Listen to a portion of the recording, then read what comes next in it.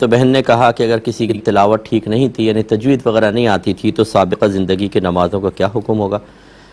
دیکھیں، یہ اچھی طرح بات سمجھ لیں کہ اگر کسی کو تجوید نہیں آتی تو اس کا مطلب یہ نہیں ہے کہ اس کی نماز ہی نہیں ہو رہی. اس کا مطلب یہ نہیں ہے کہ اس کی نماز میں ضرور کوئی ایسی غلطی ہوئی ہوگی جس کی وجہ سے نماز فاسد ہوئی ہے.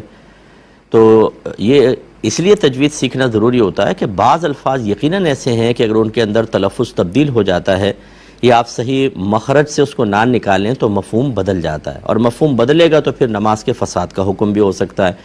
اور چونکہ سابقہ زندگی میں نہیں پتہ ہوتا کہ کس رکعت میں کون سی سورت پڑھی ہیں، کون سی آیات پڑھی ہیں، اور ان میں واقعی کوئی معنی کا فساد ہوا تھا یا نہیں ہوا تھا، اس لیے میں تو اسی پر فتویٰ دینا پسند کرتا ہوں کہ آپ اللہ تعالیٰ کی بارگاہ میں توبہ کریں اور سابقہ زندگی کے نمازوں کو لوٹانے کی کوئی ضرورت نہیں ہے. اب آئندہ کے لیے آپ صحیح راہ عمل اختیار کریں کہ آپ کسی سے تجوید سیکھیں. ہمارے ٹی وی پہ پروگرام آتے ہیں، یوٹیوب پہ بھرے پڑے ہیں تجوید کے پروگرام، وہاں سے آپ سیکھیں، یا کوئی اچھا ٹیچر اگر پڑھانے والا ہے تو ان سے آپ سیکھیں ضرور.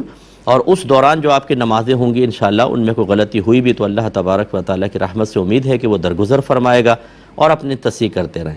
اس کے باوجود بھی بہت سارے لوگ ایسے ہیں، آپ گاؤں کے گاؤں بھرے ہوئے ہیں، شہروں کے اندر میں جانتا ہوں، ہم لوگ چونکہ پبلک میں کام کرنے والے ہیں، جن کو تجوید کا شعور ہی حاصل نہیں ہے اور نمازیں پڑھ رہے ہیں. تو کیا ہم یہ کہیں کہ تمہاری نمازیں نہیں ہیں، بیکار ہیں نمازیں؟ یہ ضرور کہیں گے کہ آپ تجوید سیکھیں، لیکن اگر کسی کو شعور حاصل نہیں ہے اور وہ ویسی نماز ادا کرتا چلا جا رہا ہے تو یہ اللہ کی مشیت پر موقوف ہے، وہ چاہے تو قبول کرے چاہے تو رد کرے. اگر مجھے تجوید آتی ہے تو کیا مطلب میری نماز ضرور اللہ کی بارگاہ میں قبول ہوگی؟ یہ بھی تو مشیت الہی پر ہی موقوف ہے نا. اللہ چاہے تو میری نماز کو قبول کرے چاہے تو رد کر لے.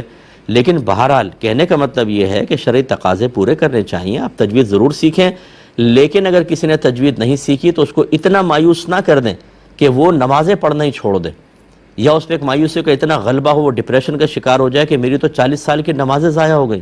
ہم بعض اوقات کسی چیز کو اس انداز سے بیان کرتے ہیں کہ سامنے والے کے دل میں شدید مایوسی پیدا ہوتی ہے اور وہ بیچارہ بعض اوقات عبادات سے دور ہوتا ہے. قریب لائیں، اللہ اس کے رسول بڑی وسعت عطا فرماتے ہیں، قریب لائیں، تجوید کی ترغیب دیں، مایوس نہ کریں.